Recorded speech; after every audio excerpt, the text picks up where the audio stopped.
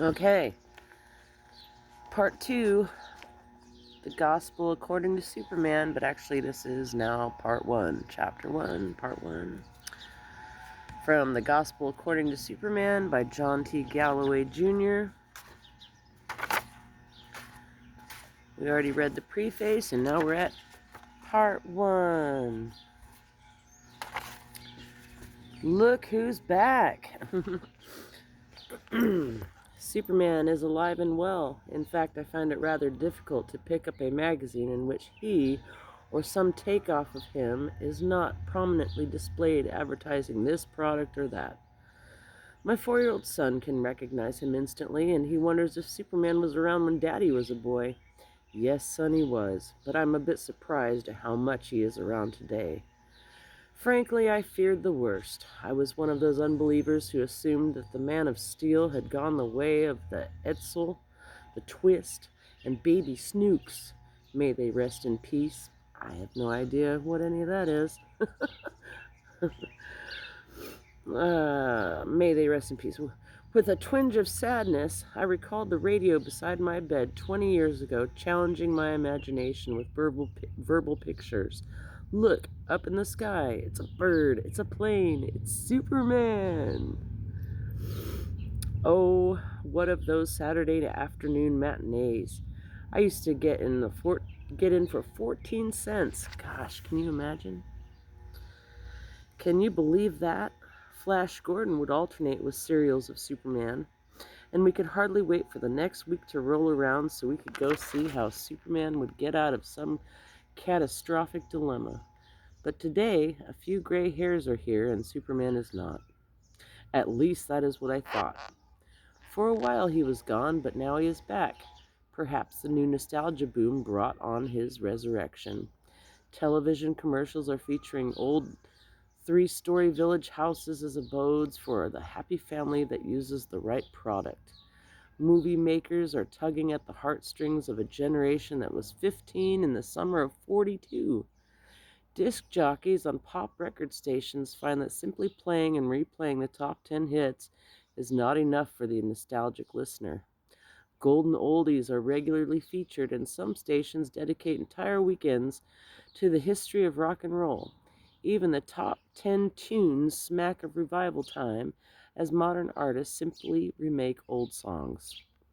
On college campuses and at cocktail parties, people pass hours in the seemingly senseless but captivating game of trivia.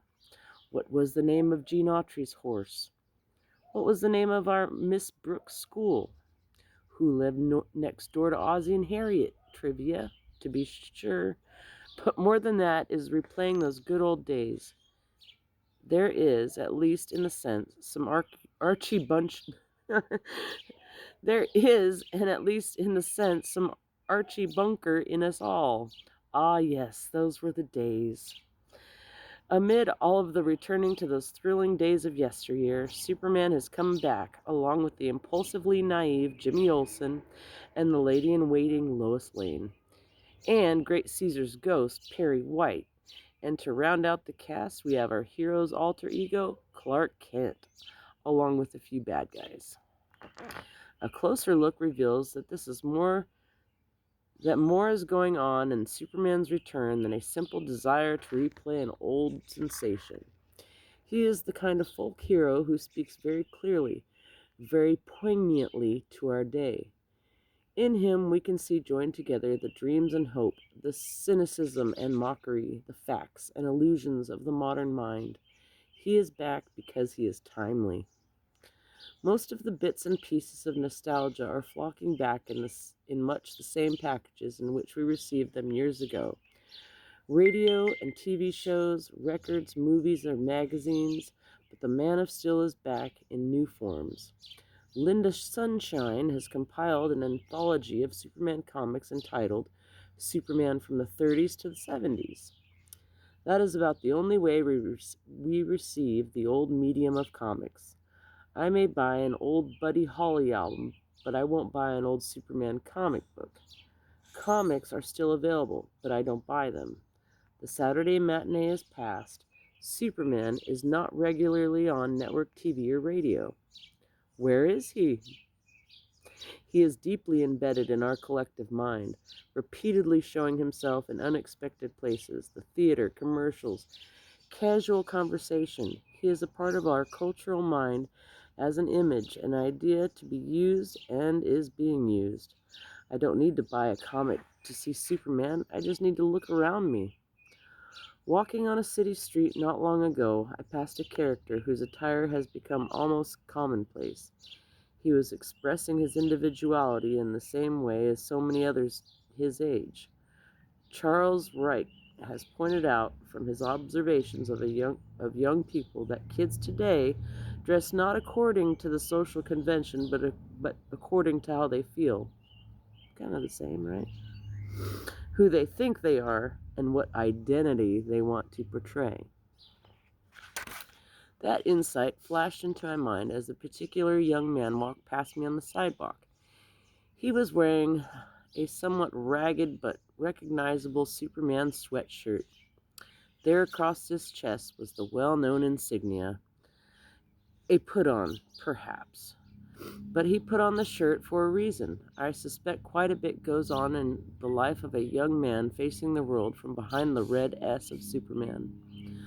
What brought me almost to a halt was not that the sweatshirt alone. I have seen them on magazine covers, hanging in shops around town, and even at church. But I was not prepared for the composite impression made on me by this fellow.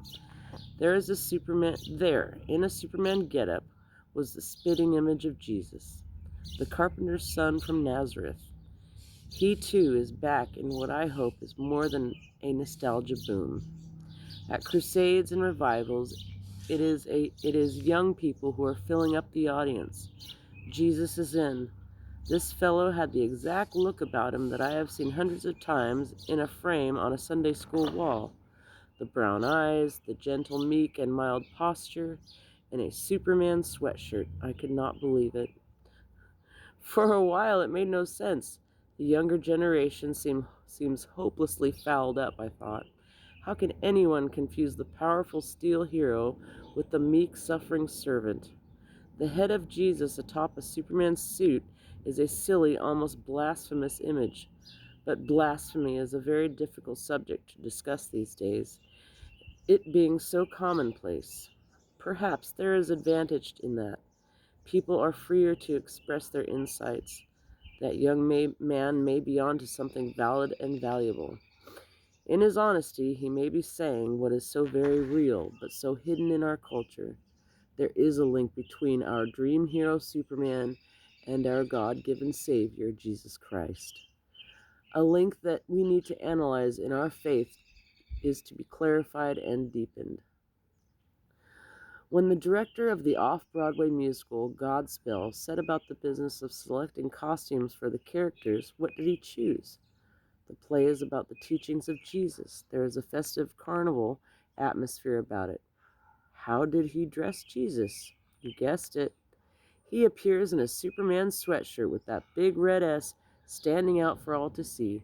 It sounds odd to be saying this, but I firmly believe there is a parabolic message for all of us in the simultaneous reemergence of two men whose lives and messages dovetail at odd angles into what we nonchalantly call faith and values.